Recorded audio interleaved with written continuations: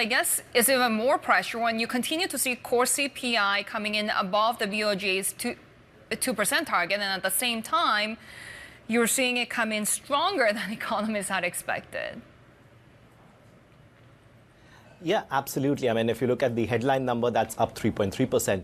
But if you look at the core PCI, core inflation, which excludes energy prices as well, that's above 4%. And it's fascinating to think that, on one hand, whereas US core CPI is in the 4 handle, and we have Fed at having rates at 5.25%, Bank of Japan, on the other hand, has rates in negative territory and is still doing QE. So I think given Governor Ueda's comments earlier this week, it is quite likely that, Bank of Japan will stay put. But I think from a market's perspective, what's very crucial is the revised CPI forecast that we will be getting along with the policy decision, because that could, help us get a better sense of what could be the timing in terms of the change or tweak in yield curve control policy.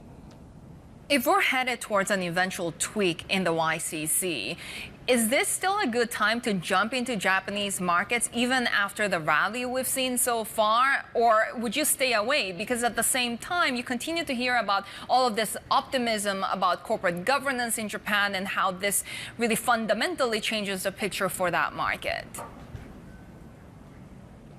Yeah, absolutely. So I think if you are a dollar-based investor, we think it's still a good time to enter or add positions to Japanese equities. So as you rightly pointed out, we also believe that the recent improvements or steps taken towards improving corporate governance, along with the increase in share buybacks that we are seeing from Japanese companies, is a big tailwind for Japanese equities just from a valuation perspective.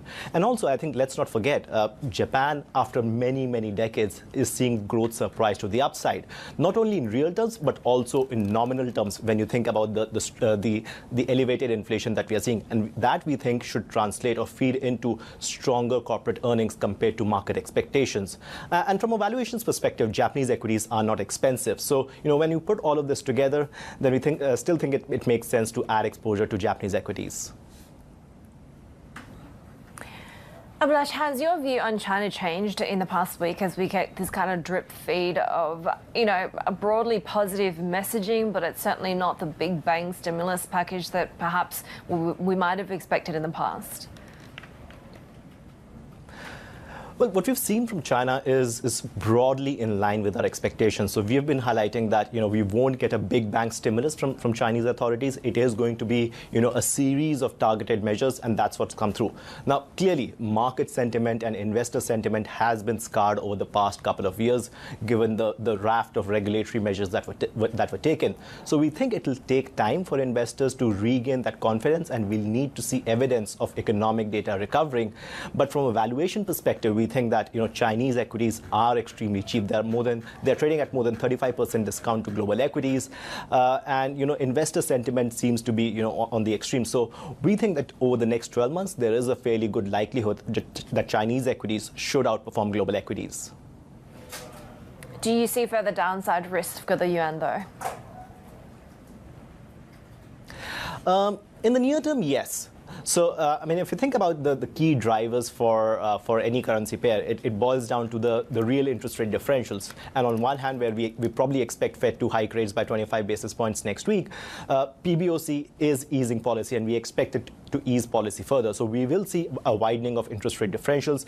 And, over the next month or so, it is possible that, dollar CNH retest the 7.28 sort of high we saw earlier this year, or even test 7.30. But what we are also seeing is that authorities are coming in with stronger measures, stronger fixes to prevent a rapid depreciation of CNH. So, maybe we test that level, but on a 12-month horizon, once our view of Chinese growth rebound picks up, we think that there will be sort of a CNH appreciation that we see, and we have a target of 7.0 to 7.08 for CNH on a 12-month horizon.